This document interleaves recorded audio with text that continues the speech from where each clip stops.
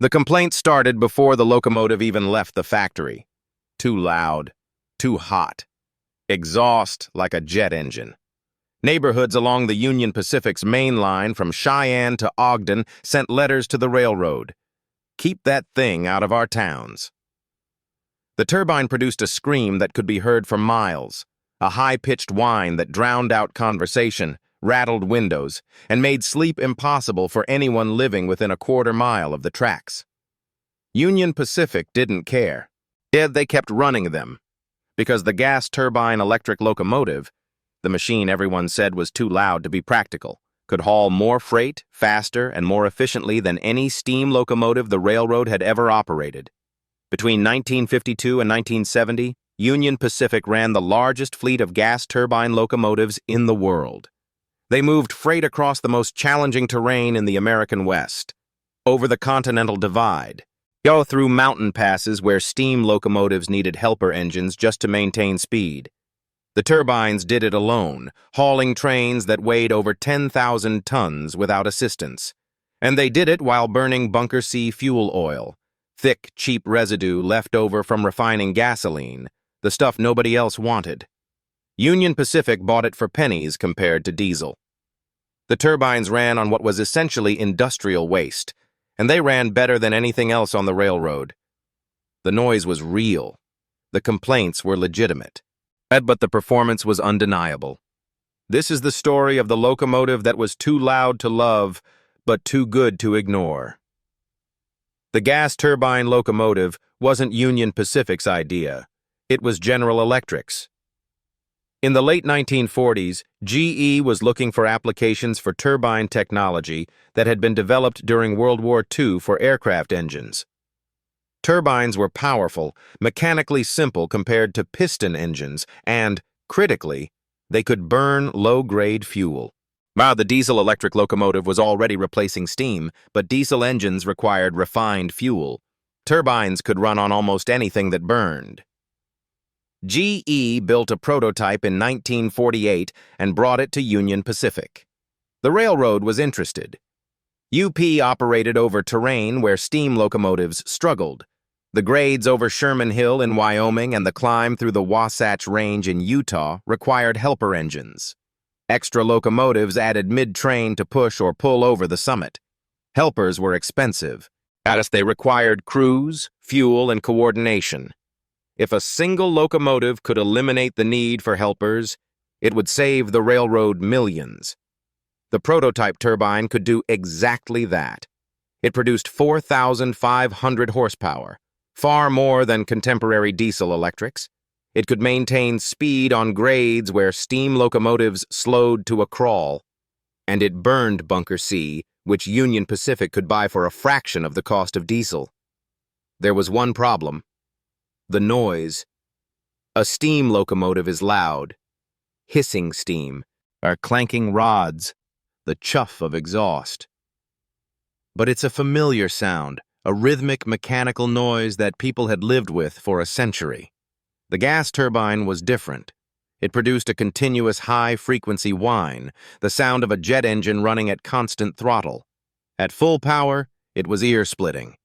Union Pacific tested the prototype on freight runs between Cheyenne and Ogden. The performance was everything GE had promised. The turbine hauled heavy freights over Sherman Hill without helpers, and it maintained schedule. Fuel costs were dramatically lower than steam, but the complaints poured in. Residents along the line reported that the turbine's exhaust noise made it impossible to sleep. Lineside workers refused to stand near the tracks when it passed. Even train crews, who worked on the locomotive daily, wore hearing protection and still suffered hearing damage. Union Pacific had a choice: listen to the complaints and stick with diesel electrics, or accept the noise and gain the operational advantages the turbine offered. They ordered more turbines. Between 1952 and 1961, Union Pacific took delivery of 55 gas turbine-electric locomotives. They were massive machines, over 83 feet long, weighing 500,000 pounds. Each one produced 4,500 horsepower from a single turbine mounted in the center of the locomotive. The turbine spun at thousands of RPM, driving a generator that supplied electricity to traction motors on the wheels, the same electric drive principle used in diesel-electric locomotives, but with a turbine instead of a diesel engine. The operational advantages were immediate. A single turbine could replace 2 or 3 diesel locomotives on heavy freight. Crew costs dropped. Maintenance schedules were simpler. Turbines had fewer moving parts than diesel engines, and the fuel savings were substantial. Union Pacific was paying pennies per gallon for Bunker C, while diesel cost far more. The railroad assigned the turbines to the heaviest, most challenging routes: Cheyenne to Ogden, the desert crossing through Nevada. Long-haul freight that required maximum power over sustained grades. The turbines excelled in exactly the conditions where steam had struggled and diesel electrics were marginal. But the noise didn't get better. It got worse. The problem wasn't just the volume, it was the frequency. The turbine's exhaust produced a high-pitched scream that carried for miles. In open desert, it was merely loud. In populated areas, Cheyenne, Ogden, smaller towns along the line, it was intolerable. Complaints escalated. Town councils passed resolutions. Residents threatened lawsuits.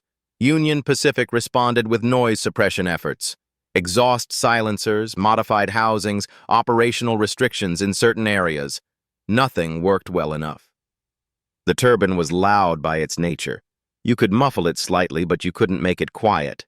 Yet the railroad kept running them anyway, because the economics were too compelling to ignore. A turbine hauled freight from Cheyenne to Ogden, roughly 500 miles, consumed about 3,000 gallons of Bunker C.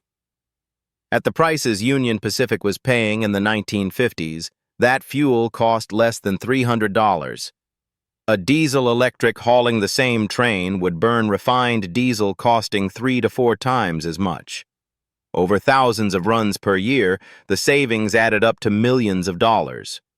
Union Pacific calculated that they could afford the bad publicity, the complaints, as even the occasional lawsuit, because the turbines made the railroad profitable on routes where margins had been thin. In 1958, General Electric delivered an even larger version, the Big Blow, officially the GTELS, Gas Turbine Electric Locomotive Series. These produced 8,500 horsepower from twin turbines. They were the most powerful single-unit locomotives ever built. The Big Blows could haul trains that previously required multiple locomotives. At a 10,000-ton freight over Sherman Hill, a job that needed 3 or 4 diesels, could be handled by one Big Blow.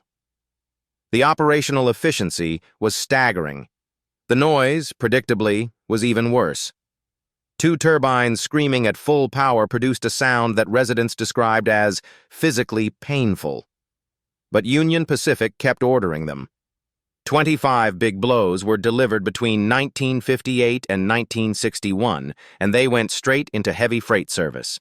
The turbines dominated Union Pacific's operation through the 1960s. They set freight tonnage records, they reduced operating costs. They proved that unconventional technology could outperform established diesel electrics if you were willing to accept the trade-offs. Then, in the late 1960s, everything changed. The problem wasn't the noise, it was the fuel. Bunker C, the cheap residual fuel oil that made the turbines economical, started getting expensive. Refineries improved their processes and found uses for heavier fractions that had previously been waste. The price gap between Bunker C and diesel narrowed. By 1969, Bunker C wasn't significantly cheaper anymore. At the same time, diesel-electric technology improved. New models produced more horsepower with better fuel efficiency. The operational advantage the turbines had enjoyed, raw power and low fuel costs, was disappearing. Union Pacific ran the numbers. The turbines were still powerful, but they were no longer economical. Maintenance costs were higher than diesel electrics. Fuel savings had evaporated. And the noise problem, tolerated when the turbines saved millions, became harder to justify when the economic case weakened. The railroad began retiring the turbines in 1969. By 1970, most were out of service. The last turbine ran in revenue service in 1970, and the entire fleet was scrapped shortly after.